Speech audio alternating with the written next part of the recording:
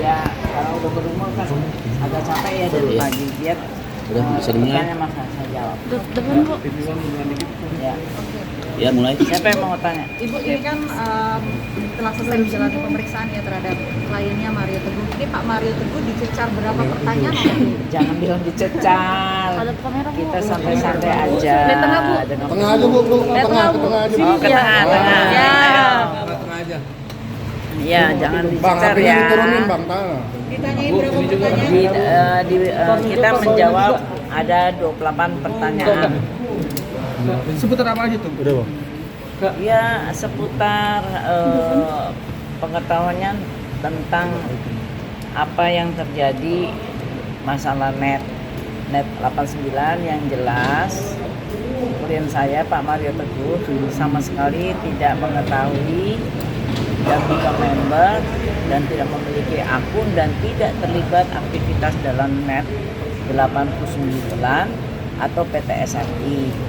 Tapi Pak Mario Teguh di-hire sebagai memberikan edukasi di bidang drugs. Edukasinya dalam hal apa aja tuh? Ya menjelaskan pada saat itu kan Pak Mario Teguh juga baru mulai di-hire-nya 24 Februari dan selesai tanggal 24 Oktober. Itu pun dari 24 itu komunitas yang tidak ada hubungan hukumnya dengan net 89 atau PTSMI. Itu adalah komunitas menurut penyampaiannya yang meng-hire Pak Mario Teguh bahwa itu kumpulan dari para pengusaha yang bisa mendapatkan link pada masa pandemi. Itu di tahun 2021 ya. Dan sehingga itu ada pengusaha properti, coffee shop, ada sampai ke ini masalah pengusaha sendal, slop segala rupa. Nah, dari kelompok itu kemudian itu aku memberikan edukasi bagaimana sih menambah income dalam keadaan pandemi, ya kan? Nah, tetapi ternyata pada saat memulai dari Februari itu kan kejadiannya semuanya down, ya, coffee shop, hotel dan segalanya itu tidak jalan. 24 dari Februari kejadiannya semuanya down, ya, coffee shop, hotel dan segalanya itu tidak jalan. 24 dari Februari sampai Juli Pak Mario Teguh nggak ada kegiatan. Jadi kan Pak, karena udah kontrak Pak Mario Teguh kan dibayar oleh hire pribadi ya. Nah, akhirnya di dalam komunitas itu ada namanya kelompok Sukses 89. Sukses 89 itu yang merupakan member-member yang sukses. Dia melakukan kegiatan usaha di net 89, tapi hanya nggak tahu sebagian kecil aja. Nah itu aja. Dan itu hanya berlangsung 3 bulan. Dari total 3 bulan itu berapa kali kelas Bu yang dilakukan?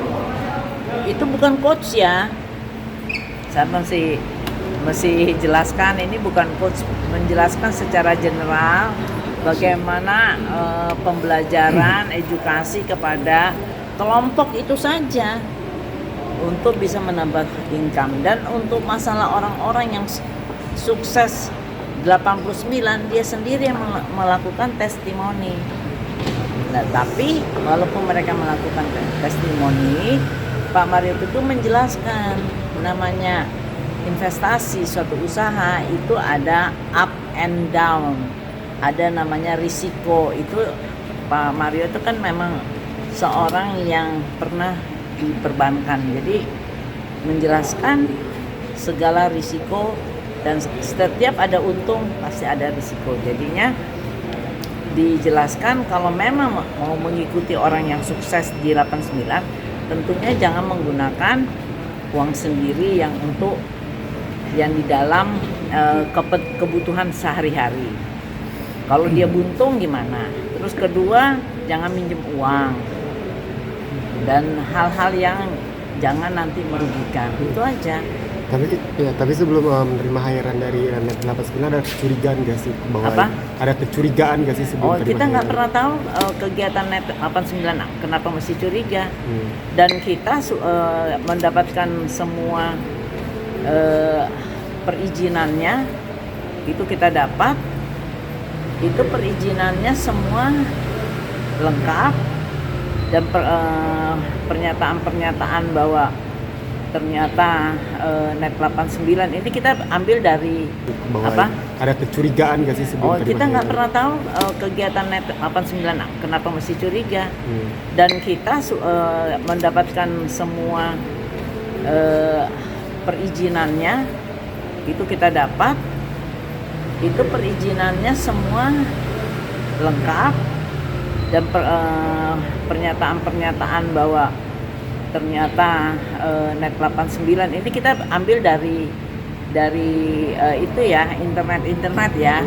Pak Mario kan melakukan suatu investigasi bagaimana tuh 4 tahun sudah berjalan kok tidak ada tindakan.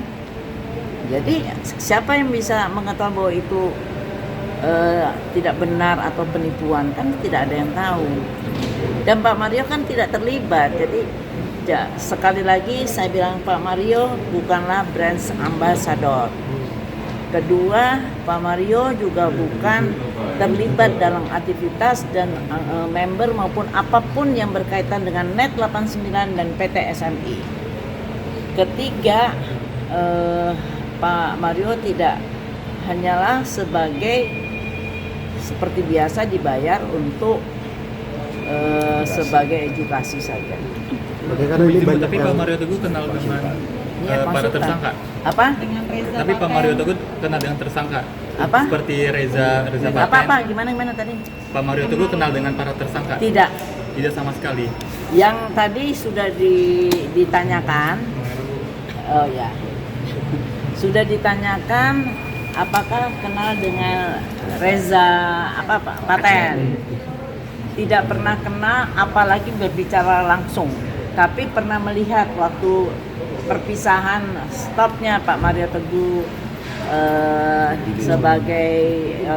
sebagai konsultan tanggal 25 Oktober di Bandung itu sama panitia, ini si A, ini si B, ini si C lah, salah satunya ya itu adalah Reza Paten. Nah, kenapa Pak Mario ingat? Karena katanya Reza Paten itu punya tubuh yang spesifik, tinggi besar, dan tidak pernah bicara, cuman say hello, cuman kerutan aja, kerutan ya. Jadi berita-berita tentang coachingnya Reza Paten itu benar-benar itu salah besar. Dan saya sempat bertanya kepada penyidik, apa